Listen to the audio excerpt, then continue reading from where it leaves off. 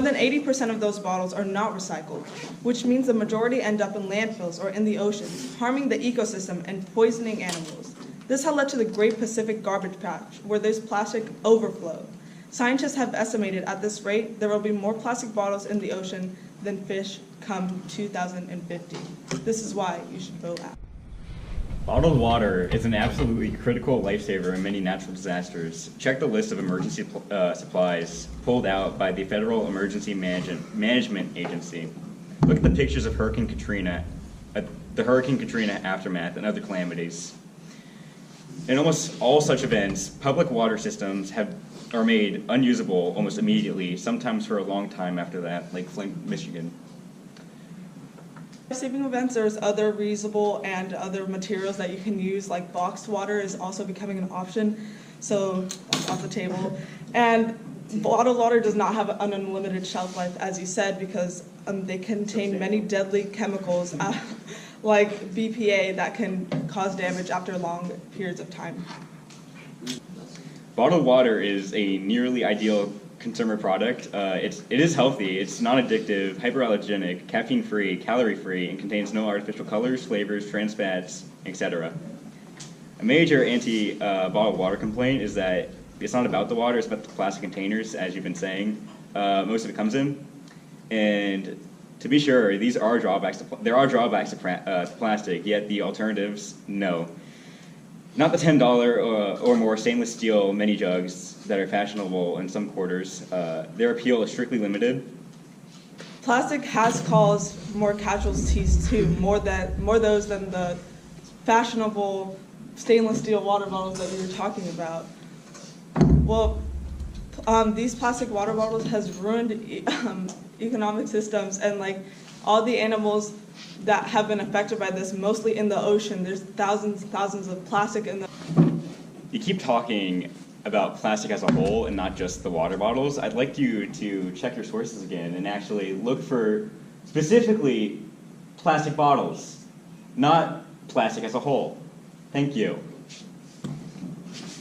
Wait a minute, there are people. They're just sitting there, watching me like freaks. They must be some kind of alien race that abducted me and fed me some type of drug that made me forget my entire life and made me act like some kind of mental patient. Hey aliens, I know you're there. I know what you're doing. You want me to give you at the address of the president so you can have all of mankind under your control. Well, guess what, alien scum? You'll never get me, because you know what happened when you gave me that drug? I completely forgot about the president and whoever he was. Okay, so first I'd like to start off with the fact, or actually a quote, that humans are humans, mice are mice. In some animal testing cases, a lot of times mice or chimpanzees are used because they are very similar to human DNA. I believe that mice is 97.5% DNA similarity to humans, and chimpanzees like 99.5% similarity when it comes to their DNA.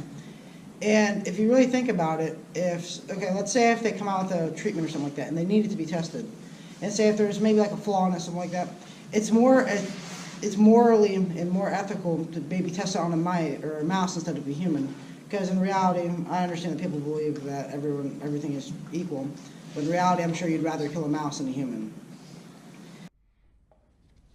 So my first question, to what extent is animal testing useful? Sure, it can help regarding lifespan, but there are so many other aspects that affect the results. So what I want the audience to take home from this is that there are tragic mishaps that happen with animal testing. There are certain things that can go wrong, but a lot of the things that have come out of animal testing are beneficial to our society as a whole, like Austin stated before, the polio, hundreds of thousands of people a year were getting infected. Even one of our presidents died from polio. I believe it was Theodore Roosevelt? Franklin. Franklin Roosevelt, yes. So his life was cut short. And it's also known for the infamous iron lung. You would be debilitated for the entire rest of your life. And thanks to vaccinations that we had tested on animals, we were able to get that number from the hundreds of thousands down to 27 a year. Parents should vaccinate their kids. Vaccinations aren't linked to autism or other diseases. and so-called studies that were written about these were written in 2011 or 2014 and have been proven to be frauds. At the beginning of 2019, Clark County, a county in the Portland metro area, which is a well-known anti-vax hotspot, experienced a measles outbreak. Why? Because a quarter of the kindergartners there weren't vaccinated. So, Jared said that if we went a little off topic talking about how the states were forcing vaccines upon people, not really, because the whole point of this debate is saying that we shouldn't, or at least from our point of view, that we shouldn't have vaccines forced upon us by state and federal government, so that's not really that off topic. And so you said that the reason that there's a new flu vaccine every single year is because the flu evolves. So what makes you think that injecting a new form of vaccine every single year into the human body is safe? Say someone lives to be 80, 90, even 100 years old. That is close to however many times, say they do get a vaccine every single year to the time they die. That's over 70, 80 vaccines for the rest of their life. That can't be safe for the human body. So first off, before vaccines are even injected into the human body after they're tested, especially the flu shot after it evolves, so they need new vaccines to cure it, they're tested, so they don't just inject a new vaccine into somebody without knowing what the causes are, so they learn what the causes are going to be, so they don't potentially harm or kill somebody. Also, vaccines help strengthen the immune system. I don't know how many times we're going to have to say that, but if you get it, it protects you from diseases that you will be getting if you do not take the vaccine. So if it strengthens the immune system, how is it also lowering the immune system and decreasing its strength? No. You mean why did the Gal Scouts just traverse the asphalt? Okay, yes, exactly. Well, why? Well, tell me why. You gotta tell me why. How we did it to get to the other. Oh, the astral plane. Yeah. No.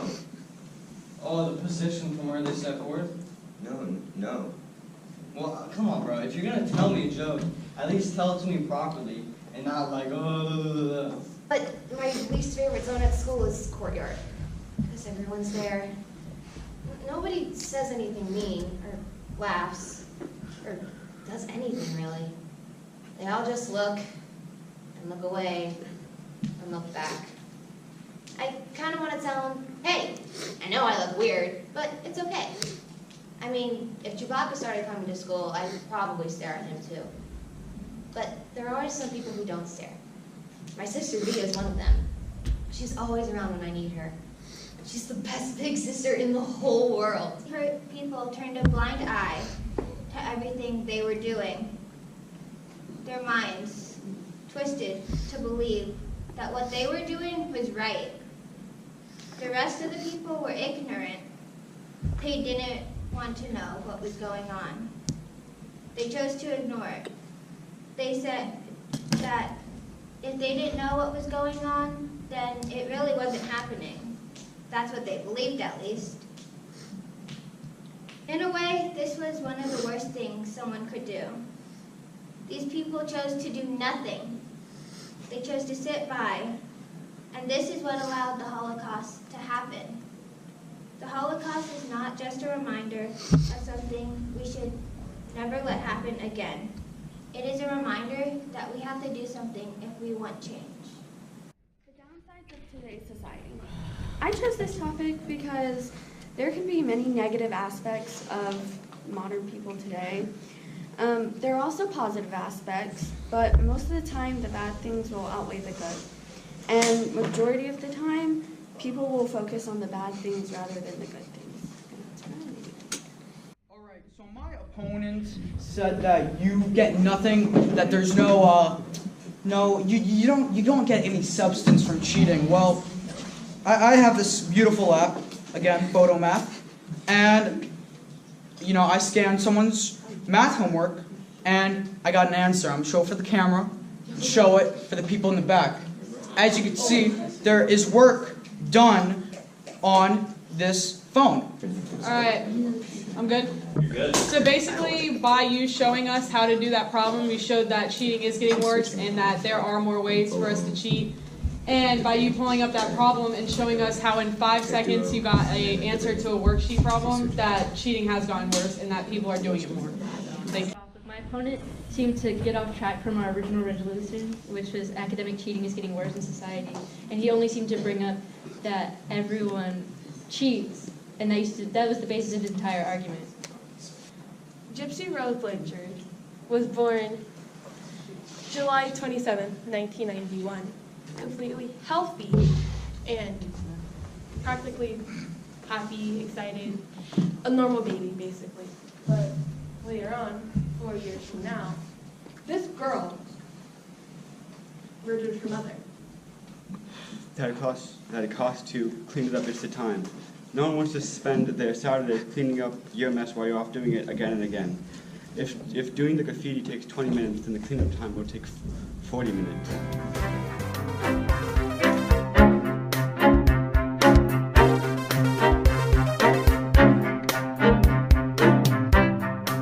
Geocentric model basically stated that the Earth had been at the center and that the planets orbited around it. Now, in the Renaissance age, this was widely believed in because it was validated by Aristotle, a man of both science and philosophy. Now, let's make a spectrum, for example. You have Aristotle that stands in between the spectrum. You have science, and then you have philosophy. If you stand in between, you're not necessarily on one side. You're not biased. You stand for both. So for him to have come up with a theory as great as this, people were to believe it because it basically shows, oh, he believes in philosophy, but he also believes in science, so there can't be any bias in this theory at all. Our house in the cell, but that unfortunately won't get you that manager position from your interview, okay? Like, it's not gonna happen. So, it's like, that sucks for you.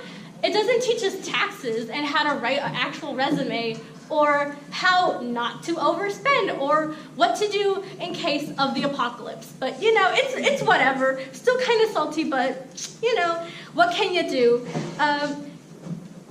Finally, the HUD housing projects of Southeast Philadelphia epitomize an individual's self-definition based upon their social economic position.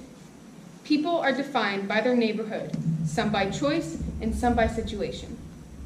People are able to change as life dictates. Your neighborhood defines you while you are living there. I believe that LeBron James, an NBA basketball player, is a perfect example of a neighborhood defining a person. As a boy growing up in Akron, Ohio, he was defined as an impoverished person living in an extremely poor neighborhood. But that definition of him changed as he became a famous basketball player. His new neighborhood defines him as an affluential adult worth millions of dollars. People don't strive to live in a poor social economic neighborhood. And when they are able to overcome their financial situation, their neighborhood definition changes. Because experiences are what define you as a person. What you endure, what you embark on, is what defines you as a person. Not the house you live in, not the amount of money you make. The opposing side might mention that the experiences you will endure come from the neighborhood you live in. And to that I say not all of them are. Me personally, I've had a lot of experiences. I've been hit by a car, my dad has been deployed overseas 8 times, I've traveled all over the world, and none of these experiences have to do with what neighborhood I live in. You are not your house, you are not your income, you are you. You define who you are, you choose who you want to be, what experiences you want to help let define you. Because you are the only one who can make these decisions. You said living somewhere doesn't have to do anything about who you are, but isn't it true that where you live at the moment can define who you are at that specific moment, not about your past? And you said something about Cardi B coming out of poverty deep in the Bronx, but isn't it true that the neighborhood she used to be in influenced her to be a hardworking rapper that wants to get out of the Bronx? And then you said, isn't it true that Cardi B's neighborhood encouraged her to get out of it? That could be a possibility. I don't know. I'm not Cardi B. I can't exactly say what helped her get out of that. But you did bring up the example of if she lived in a different neighborhood, and I did mention Angelina Jolie, and she did not grow up in a bad life. She actually grew up in a nice neighborhood in California, but her neighborhood in California didn't give her what she felt was what she was supposed to be. She was taught that you had to be a certain way in order to be successful, and she broke those barriers, and she became a humanitarian. I mean, she... Conclusion, neighborhoods do not define you as a person. Family morals given you and decisions you make influence you more than your neighborhood does. And how you look on bad decisions or how you want to break certain stereotypes. And how is picking things in a neighborhood when you're about to move in it an example for how a neighborhood defines you? Alright, video games, lately they've been a really huge thing as they've been really, really big, basically. It really defines what Gen Zs and maybe even millennials as video games existed by that time. Currently it's dominated by PlayStation, Xbox, and Nintendo. But what really started all of this? In fact, the history is actually quite fascinating if you really look at it. My name is Carlos, and I'm going to be going over you the evolution of video games. Now, if women are to have the same rights as men, it only makes sense that women should have the same legal responsibilities. Equality goes both ways after all. In fact, the original push for women's suffrage, which advocated for women, also advocated for women being drafted. This is the reason why only 20% of women actively supported women's suffrage when it was a movement back in the early 20th century. Even after the 19th Amendment was passed, only 16% of women did not believe in suffrage, and 40% just didn't care. That means only 44% really enjoyed the right to vote. So the affirmative stated that, well, yes, it is true, because the average man is probably most likely stronger than the average woman. But isn't the draft random? So wouldn't it mean that the outliers of women who are stronger than the weaker men, it's not like you can just go and pick them, because the draft is 100% random. That's the point of the draft, that it's fair, like you said. So if we're using the averages, you're more likely to pick a weaker woman than a weaker man. So, you know, your point would make sense if we were able to pick all the strong women, but, you know. Moreover, since women are forced to enlist in the military, businesses would lose profit and the economy would worsen, as there would not be a suitable workforce for them to sustain said businesses.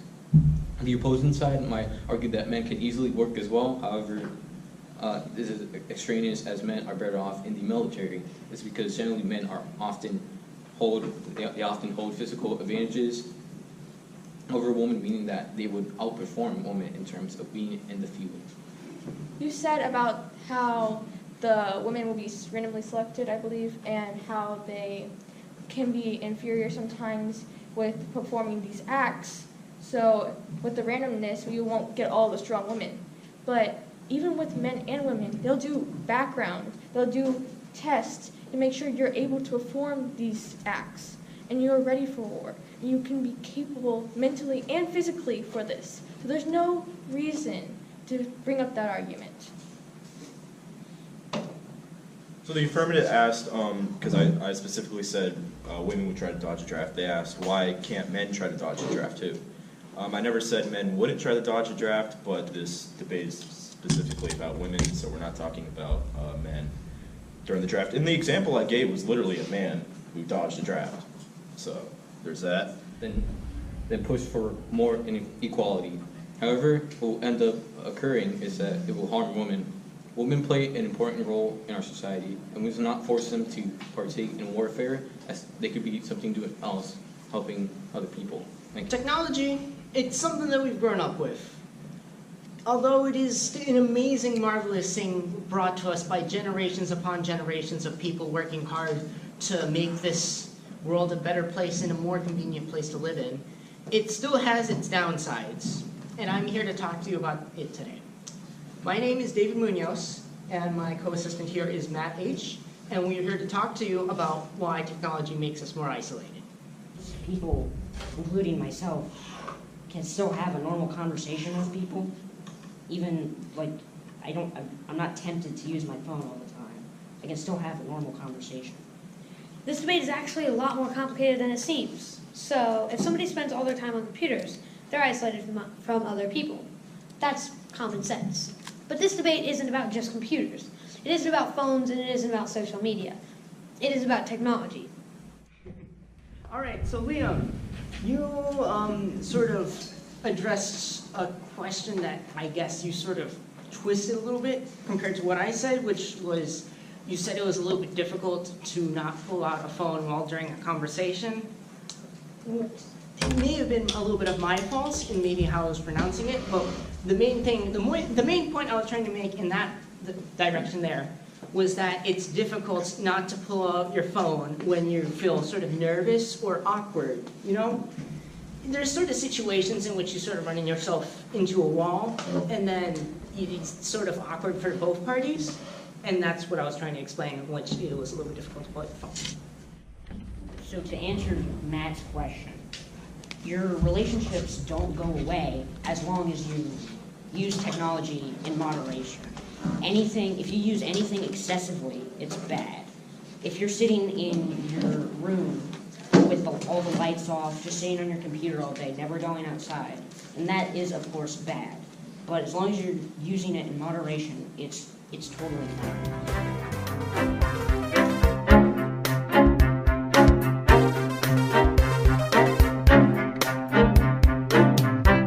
I would like to start off with a quote. Whoever said money can't buy you happiness isn't spending it right. Over a decade ago, the brand Lexus released these ads which hijacked this bumper sticker ready twist on the conventional wisdom to sell a car so fancy that no one would ever dream of affixing a bumper sticker to it. What made the ad so intriguing but also so infuriating was that they seemed to offer a simple, if rather expensive, solution to a common question. How can you transform the money you work so hard to earn into something approaching the good life? Society thinks that once you have a lot of money, you have a lot of happiness. However, this is not the case. According to a BBC study, people who are lottery winners are as happy as the people who didn't win the lottery and instead just bought the tickets. According to BBC, a person who won the Powerball lottery, which is the fourth most paying lottery of $338 million, is still as happy as a person who didn't win the lottery. Yeah, lots of people have felt this way. I have. But guess what? We need to get over it. You can't just lie in self-pity and self-doubt your whole life. There are people out there with bigger problems than insecurities about their appearance. This insecurity could build up and create bigger problems for you. For instance, it could create eating disorders, anxiety, depression, just because society makes us feel uncomfortable in our own skin. Are you kidding me? Mr. Time! I wrote down all of the correct answers for up. I let my child study all night for that one. And he's a 0? Are you kidding me, Mr. John? I'm sorry, Miss King, but as you stated that you believe that the test, the way the normally were, was rigged. So I took the initiative to make sure that it's not rigged. Just as you asked. Oh, so you rigged it towards my child, but not everyone else. I'm sorry, no, all the time. My name is Lexi Romero, and today I will be speaking about the simple concept of happiness. What it is, what it means to me, what I think about others' ideas of happiness, and simply choosing to be happy. So, what is happiness? By definition, happiness is simply the state of being happy. It is a feeling. It is a state of mind. To most of us, the feeling of happiness is the most wonderful thing. For some, it can even be a feeling of relief.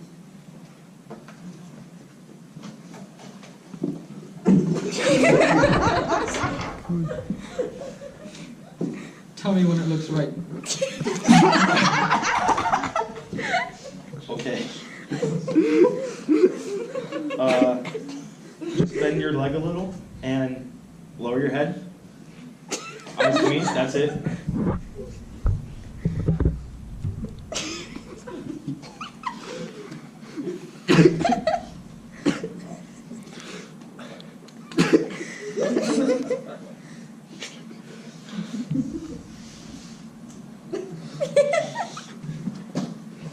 I believe you are blushing. Just a big artsy. I can't imagine Monsieur Monet blushing.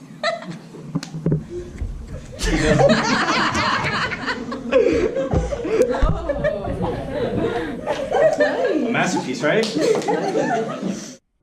second. Imagine running from your biggest fear.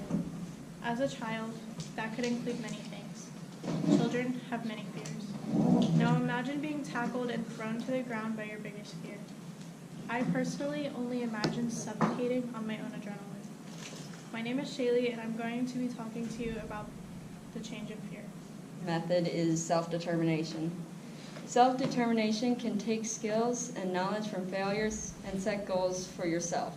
These goals and success can be different for each individual, whether it's between your relationships, careers, health, academic, even breaking old habits. According to a college student with mobility impairments, he was asked by the Washington EDU to share his story on success. He stated that I set personal, academic, and career goals by knowing where my limits are and working around them. If someone says I can't do something and I haven't tried it before, that makes me more motivated and determined to prove that something's wrong. If I fail, at least I tried. That's what counts. Trying and giving your best each time in order for failure to breed success, to make your dreams and your goals happen. Thank you. How many of you know what a gun is? How many know what a gun can do? And how many of you know that it also kills innocent people? I'm assuming that everyone knows about the school shooting we took a moment of silence for yesterday. How many people think that could have been prevented? And how many of you think we could have done something about that wouldn't happen? Have you ever been in a situation in life, a life and death situation, and you're defenseless? You see this weapon, and you have stone cold, and you have no idea what is about to happen to you. What do? These people cannot protect themselves. They need these guns. They need protection. So they don't die, instead of protecting the criminals who are attacking them. We are here to debate whether or not e-cigarettes are good and safe for you or much better than normal cigarettes. I would like to start off by explaining to you what an electronic cigarette is. It is a battery-operated device that emits doses of vaporized nicotine or non-nicotine solutions for users to inhale. It aims to provide similar sensation to inhaling the normal cigarettes, and e-cigarettes have been taken up by millions around the world since they first appeared on the Chinese market in 2004. E-cigarettes were actually made in 2003 by a man named Han Lick. So he lived in Beijing, and he was a 52-year-old pharmacist. He created the device because his father died of cancer. His father was also a heavy smoker. So why would Han want others to die the same way his father did? So all I really heard in one part of their thing is, or most of their thing, is that it isn't as bad as smoking. But we aren't really here today to discuss how it isn't as bad. We're here to discuss how it's safe for you. It isn't safe. It has carcinogens, which is, as my partner said, it's not good for your body. It causes cancer. Okay. It brings in $19 million a year. And another example would be Sydney. They held an Olympic Games, and before that, they didn't have any public areas where people could go hold games and stuff like that. But now they do after the stadium is being reused today, and for public use. Jesse Owens was an African-American Olympian athlete who participated in the 1936 Olympic Games in Berlin, Germany. At that time, there was a lot of racial violence and tension because of the Nazi Party's established order in Germany. Germany was one of the most dangerous places to be in at that time. Adolf Hitler was the leader of the party, and during the Olympics, he wished to prove that Aryan people, a person of Caucasian race and not of Jewish descent, were the best and most dominant race to ever exist. However, during the Games, Jesse Owens proved him wrong and set his place in Olympic history as by becoming the first American to win 4 track and field gold medals at a single Olympics. In doing this, Owens defied Hitler. Jesse Owens is a perfect example of what the Olympics has to offer. People who think they can get up in your business, and people who cause unnecessary problems, like drama, or calling your friends to like having a one-on-one conversation about like, hey, I want you to stop doing this. But they call their friends over because they're like, oh man, I'm such a little, I can't do things by myself. Oh my God, these are your personal problems. Don't bring other people into it. God. Okay. Even if you put stuff on the social network, you can't take it off. Everything on the internet stays out there. It's been proven. People will find a way to pull it back up from somewhere one way or another. It's the same way with stuff that's in society. Like, if it's on the news, yeah, they're going to find it. But, I mean, we're kids. We don't look at the news. We think people who look at the news are old. So, like, and stuff like that. So, when it comes down to stuff like that, it really is our problem in society today. Based on my opponent's first opening statement, with all the questions asking what a body cam is, but do you really know the prices of what a body cam costs? According to sources, with body cams being the new technology for police departments, they can get expensive to buy, fix, replace, and operate. For instance, the Bakersfield Police Department, a force of 200 officers, would cost an estimate of $440,000 in the first year and $240,000 in years after. Modified organisms are entirely new research in the Technological and Science Committee. It's fairly new, and it's only been around for, let's say, around 10, 20 years, or at least to the point where we're actually starting to research it and use it for our own benefit. So, despite it being around for only 10 years, why should we make it so publicly accepted? What I'm trying to say is that it's entirely experimental. It's so new. How do we know the negatives? How do we know the positives when it's only been around for a few years? Do we know what the long-term effects are? We don't, because we've only been having it available. We can only test it so far. We don't know the extent to which we can actually use this for. Is it right that individuals' privacy gets violated in the name to protect the rest? And second one, a tough decision, but what's more important, our freedom or our safety? Think about what this country started on. So if, I also have another question. How long is it going to take to pay them? Like, are you going to keep paying them like steady every time? Or are you just going to pay them once? And how do we know that everybody that, like, all Native Americans get to have something? Like, how do we know all of them get something? And, like, some people don't get more than others do based on, like, status and stuff? And I conducted a poll myself at this school. I asked 1 junior, 2 sophomores, and 3 freshmen, and they all said that they have cheated at one point. Friendship is something one cannot live without, and it is essential. The bond is stronger than the neutrons, protons, and electrons that an atom has in its nucleus. Friends will always be there for you and to support you. Friends will always make you smile and laugh. Friends help you get through the hardest parts in your life. True friends are always there for you whenever you need them, and you will be there for them when they need you. Friendship is important because they help you get through the good and bad times, and they're always there for you to count on. Our opponent mentioned earlier how there isn't really a need for human cloning. Why is that? Why is there no need for human cloning? That's the first thing I want you to answer next round. Another thing is, why should we shut down the ban human cloning if it's something that could be necessarily good for us? I mean, there's a lot of good sciences behind it that we'll explain next round. And do people actually put their phones down when they're around people? Because people are inclined to pick up their phones even when they're around people. They don't always live in the moment. And then you can you isolate yourself on your phone versus the real? You can isolate yourself on the phone and also in the real world. I can start off by saying that remember that we all do volunteer work and people do that as like part of life. And for example, my brother volunteered this summer, to help kids with disabilities to play sports. Giving back.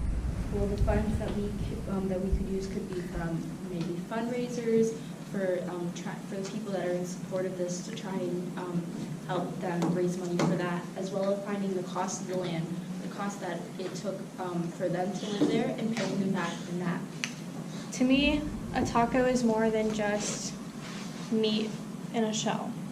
If you're a picky eater, this might be what it is to you, but to me it is much more than that. It goes to what is inside of it.